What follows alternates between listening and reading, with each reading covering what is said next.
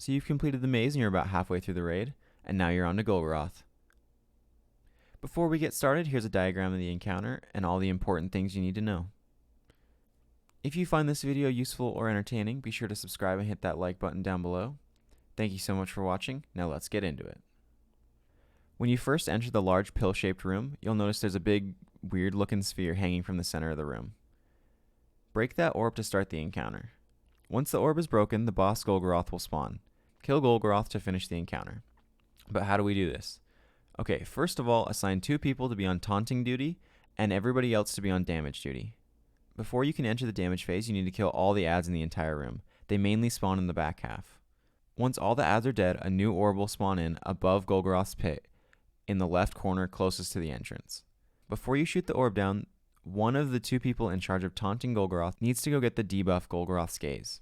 In order to do that, everyone needs to distract Golgoroth and make him look at the front of the room. While they do that, one of the people in charge of taunting Golgoroth needs to stand on one of the bridge platforms and shoot him in the back. He has a big yellow crit spot to shoot. This will give them the buff Golgoroth's gaze, and Golgoroth will now only focus them.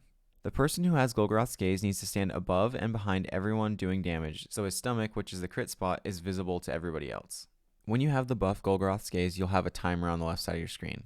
Just like the previous encounter, once it hits 10 seconds, you need to start counting down. You need the other Golgoroth taunter to stand behind Golgoroth and wait till you get to about 2 seconds on your timer. Then he'll shoot Golgoroth in his back in that yellow spot again, and the gaze will shift to that player. Whenever Golgoroth's back is shot, a new orb will spawn on the ceiling. The other 4 people who are on damage duty need to shoot down the orb. This will start damage phase. Once that orb breaks, a pool of ooze will drop on the floor directly underneath it.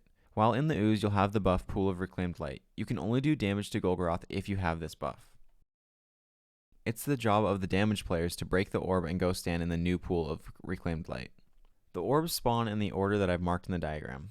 Left, right, left, right, left, right. 1, 2, 3, 4, 5, 6. The goal is to transfer the gaze back and forth between the taunters 6 times and break all 6 orbs. Keep in mind, throughout damage phase, Golgoroth will select one person to get the debuff Unstable Light.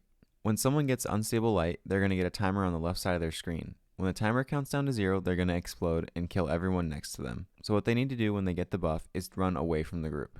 If you run towards Golgoroth, you'll do a decent amount of damage to him with the explosion, so that's the best option, but if you can't do that, just get away from people. Note that there is a pillar behind Golgoroth with 6 glowing symbols on it. If you fail to continue damage phase and break any of the 6 orbs, depending upon how many orbs you didn't shoot, the pillar will fill up with red symbols. So if you do damage in 4 of the pools but you fail to transfer the gaze on the 5th try, then 2 of the symbols will be marked red.